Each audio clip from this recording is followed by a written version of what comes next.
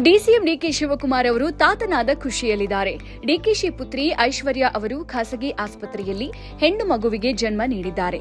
ಸುದ್ದಿ ತಲುಪ್ತಾ ಇದ್ದಂತೆ ಸಂಭ್ರಮದಿಂದ ಡಿಕೆಶಿ ಆಸ್ಪತ್ರೆಗೆ ತೆರಳಿದ್ದಾರೆ. ಶುಕ್ರವಾರ ಮೇ ದಿನದ ಹಿನ್ನೆಲೆಯಲ್ಲಿ ವಿವಿಧ ಕಾರ್ಯಕ್ರಮಗಳಲ್ಲಿ ಡಿಕೆ ಶಿವಕುಮಾರ್ ಭಾಗಿಯಾಗಿದ್ದರು.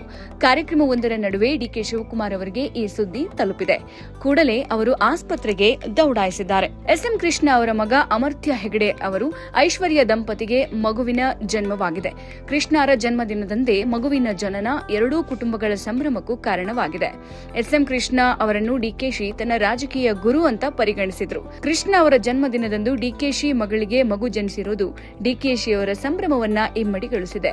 ಐಶ್ವರ್ಯ ಅವರು ಡಿಕೆ ಶಿವಕುಮಾರ್ ಮತ್ತು ಉಷಾ ಶಿವಕುಮಾರ್ ದಂಪತಿಯ ಹಿರಿಯ ಮಗಳು.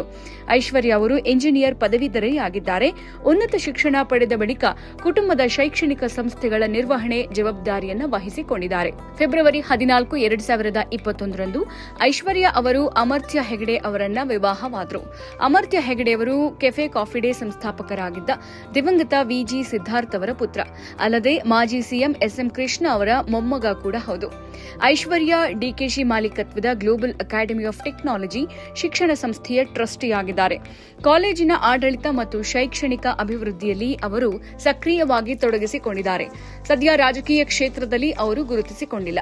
ಆದರೆ ತಂದೆಯ ರಾಜಕೀಯ ಪಯಣಕ್ಕೆ ಅವರು ಸಾಥ್ ನೀಡುತ್ತಾ ಇದ್ದಾರೆ. ತಂದೆಯ ವ್ಯವಹಾರಗಳಲ್ಲಿ ಮತ್ತು ಕುಟುಂಬದ ವ್ಯವಹಾರಗಳ ನಿರ್ವಹಣೆಯಲ್ಲೂ ಕೂಡ ಪ್ರಮುಖ ಪಾತ್ರ ವಹಿಸಿದ್ದಾರೆ ಐಶ್ವರ್ಯ ಡಿಕೆಎಸ್ ಹೆಗಡೆ.